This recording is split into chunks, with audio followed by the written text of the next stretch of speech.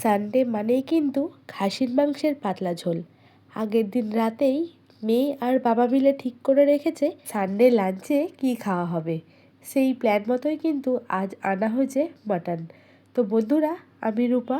আজ আমি তোমাদের সঙ্গে শেয়ার করব মাটনের একটা রেসিপি। দেখো, মাটন তো কম বেশি আমরা সবাই করতে পারি, তবে আমি কিভাবে খুব সহজেই আর ঘরোয়া মশলা দিয়েই তৈরি করলাম সেটাই তোমাদের সঙ্গে আজকে ভাগ করে নেব। তো আমি এইখানে কোনো রকম এক্সট্রা মশলার কিন্তু ব্যবহার করব না। প্রথমেই পেঁয়াজগুলোকে লম্বা লম্বা করে কেটে নিয়েছি। মাটনটাকে ভালো করে ধুয়ে জল ঝরিয়ে নিয়েছি। এদিকে মাটনে তো আলু দিতেই হবে, সেই প্রয়োজন মতন আলুও কিন্তু কেটে নিয়েছি। এবার মাটনটাকে ম্যারিনেট করে নিচ্ছি। দিয়েছি হলুদ গুঁড়ো, লঙ্কা গুঁড়ো, জিরে গুঁড়ো। আর হ্যাঁ, আমি কিন্তু এইখানে টক দইয়ের ব্যবহার করিনি। তোমরা চাইলে এর মধ্যে টক দইও দিতে পারো। দিয়ে দিলাম সর্ষের তেল, আদা বাটা আর রসুন বাটা। ওপর থেকে দিয়ে দিলাম এক মুঠো পেঁয়াজ কুচি। আমি কিন্তু এইখানে পেঁয়াজ বেটে একদমই ব্যবহার করিনি। একবার এইভাবে খাসির মাংস বাড়িতে রান্না করে দেখো। যেহেতু মাটনটা রেয়াজি মাটন ছিল, তাই তেলের ব্যবহার কিন্তু আমি খুবই কম করেছি। কড়াই বসিয়ে দিয়ে দিলাম সর্ষের তেল। তেলটা গরম হয়ে গেলে কেটে রাখা আলুগুলো প্রথমে লাল লাল করে ভেজে নেব। খাসির মাংসে কিন্তু আলু না দিলে একদমই চলে না, আর পাতলা ঝোলে তো আলু অবশ্যই লাগবে। তো আলুগুলোকে এপিট ওপিট উল্টে পাল্টে নুন হলুদ দিয়ে ভেজে নিয়েছি। তো আলুগুলোও কিন্তু ভাজা হয়ে গেছে।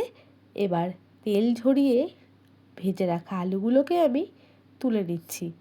এই তেলের মধ্যেই আমি কিন্তু কোনো রকম ফোড়ন দিইনি, ডাইরেক্ট পেঁয়াজ কুচিটাই দিয়ে দিয়েছি। তোমরা চাইলে ফোড়নও কিন্তু ব্যবহার করতে পারো। পেঁয়াজটা ভাজা ভাজা হচ্ছে। এইভাবে সিম্পলভাবে করলেও কিন্তু দারুণ লাগে খাসির মাংসের পাতলা ঝোল। আর এইদিকে একটা বেশ মিডিয়াম সাইজের টমেটো আর কাঁচা লঙ্কা কেটে নেব। যেহেতু খুব সাধারণভাবেই রান্না করেছি, তাই কিন্তু আজকে মশলাগুলোকে বাটাবাটির ঝামেলাও একদমই করিনি। টমেটোটাকে লম্বা লম্বা করেও কেটে নিয়েছি, আর কাঁচা লঙ্কাগুলোকেও কিন্তু মাঝখান থেকে চিড়ে নিয়েছি। তোমরা যদি ঝাল বেশি খাও তাহলে কিন্তু লঙ্কাগুলোকে বেটে ব্যবহার করতে পারো। এদিকে পেঁয়াজগুলোও কিন্তু লাল লাল করে ভাজা হয়ে গেছে।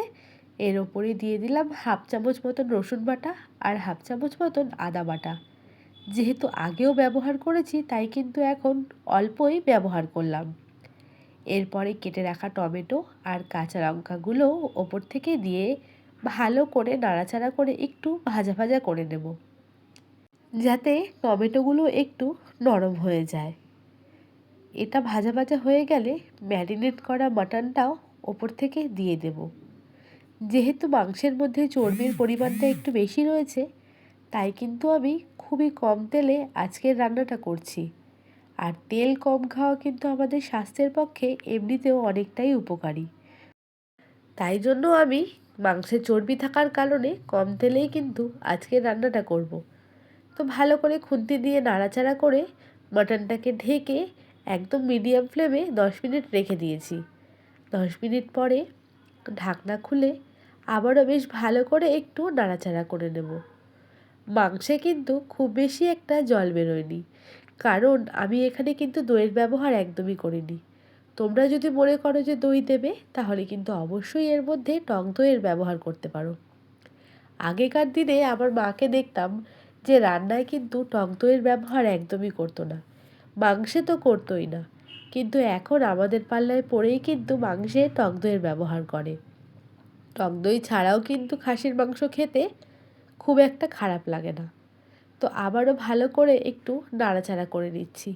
এইভাবেই কিন্তু মাংসগুলো প্রায় অর্ধেক সেদ্ধ হওয়া পর্যন্ত নাড়াচাড়া করে মাংসগুলোকে ভালো করে একটু কষিয়ে নেব। যতক্ষণ না কষে তেল ছেড়ে আসছে ততক্ষণ পর্যন্ত কিন্তু মাংসগুলোকে কষিয়ে নেব। মাংস কিন্তু আমাদের খুব ভালোভাবেই কষানো হয়ে গেছে, তলাতেও একটু হালকা হালকাভাবে লেগে যাচ্ছে। তো এই অবস্থায় আমি সামান্য জল দিয়ে কিন্তু সম্পূর্ণ মশলা ভালো করে মিশিয়ে নিয়ে কষিয়ে নেব। মাংস যেহেতু কষে গিয়ে তেল ছেড়ে এসেছে, এবার ভেজে রাখা আলুগুলোও কিন্তু ওপর থেকে দিয়ে দিচ্ছি। আলুগুলো দিয়ে সম্পূর্ণ মশলার সাথে ভালো করে কিন্তু একটু মিশিয়ে নেব। এই সময় চাইলে কিন্তু অল্প জলেরও ব্যবহার করতে পারো। বন্ধুরা, তোমরা কিন্তু এইভাবে অবশ্যই একদিন রান্নাটা করে দেখো, খেতে কিন্তু দুর্দান্ত লাগে। এরপরে প্রেসার কুকারে সম্পূর্ণ মাংস আর আলুগুলোকে আমি দিয়ে দেব। প্রেসার কুকারে হুইসেল দিয়ে নিলেই কিন্তু মাটনের ঝোল একদম রেডি হয়ে যাবে। প্রেসার কুকারে সেদ্ধ করে নিলে কিন্তু যেমন মাটনটা সফট হয়, খেতেও কিন্তু দুর্দান্ত লাগে। আর বাড়িতে যদি কারো ছোট বাচ্চা থাকে, তাহলে মনে হয় যে প্রেসার কুকারে হুইসেল দিয়ে করে নেওয়াটাই কিন্তু ভালো। আর এমনিতেও গ্যাসে রান্না করলে সেটাও কিন্তু খেতে খুব একটা খারাপ হয় না। যেহেতু হাতে সময়টা কম ছিল, তাই জন্যই কিন্তু আমি আজকে প্রেসার কুকারে দিয়ে দিয়েছি। এইভাবে করলে কিন্তু গ্যাসেরও সাশ্রয় হয় আর খুব কম সময়ে খাসির মাংস রান্না করাও হয়ে যায়। তো প্রেসার কুকারটার মধ্যে দিয়ে দিলাম পরিমাণ মতন জল। আর আমি এখানে গরম মশলাও অ্যাড করেছিলাম, সেই ক্লিপটা কোনো কারণবশত ডিলিট হয়ে গেছে। এরপরে দিয়ে দেবো 2টো হুইসেল। এবার তোমাদেরকে দেখিয়ে দিচ্ছি মাটনের ফুল লুকটা। এই হচ্ছে ফাইনাল লুক। দেখে মনে হচ্ছে তো লাল লাল মাটনের ঝোল, লাল লাল ঝাল ঝাল। তবে বেশি ঝাল কিন্তু একদমই ছিল না। যে কটা কাঁচা লঙ্কা দেখতে পেলে ওই কটা লঙ্কার ব্যবহারই কিন্তু করেছি। যেহেতু মেয়ে খাবে, তাই জন্য কিন্তু ঝালের পরিমাণটা কমে দিয়েছি। আর আমাদের বাড়িতে মাংস হলে কিন্তু অন্য কিছুই আর কেউ খেতে চায় না, তাই আজকে বেশি রান্নাবান্নার ঝামেলাও কিন্তু একদমই করিনি। বন্ধুরা, তোমাদের যদি রেসিপিটা ভালো লেগে থাকে, তাহলে অবশ্যই চ্যানেলটাকে লাইক, কমেন্ট আর সাবস্ক্রাইব করতে কিন্তু কেউই ভুলবো না। আর হ্যাঁ, যারা ভিডিওটা দেখছো, যদি লাইক না করে থাকো তাহলে ভিডিওটাকে একটা লাইক করে দিও। আর বেড়ে নিয়েছি খাবারের থালা। যেহেতু এক তরকারি ভাত খেতে নেই, তাই কিন্তু আমি ভেজে নিয়েছিলাম সামান্য উচ্ছে আলু ভাজা, আর তার সাথে মাটনের পাতলা ঝোল। রবিবারের খাওয়াটা কিন্তু জাস্ট জমে গেছে। তো আমাদের সানডে স্পেশাল লাঞ্চ মেনু কেমন লাগলো তোমাদের, অবশ্যই কিন্তু কমেন্টে জানিও।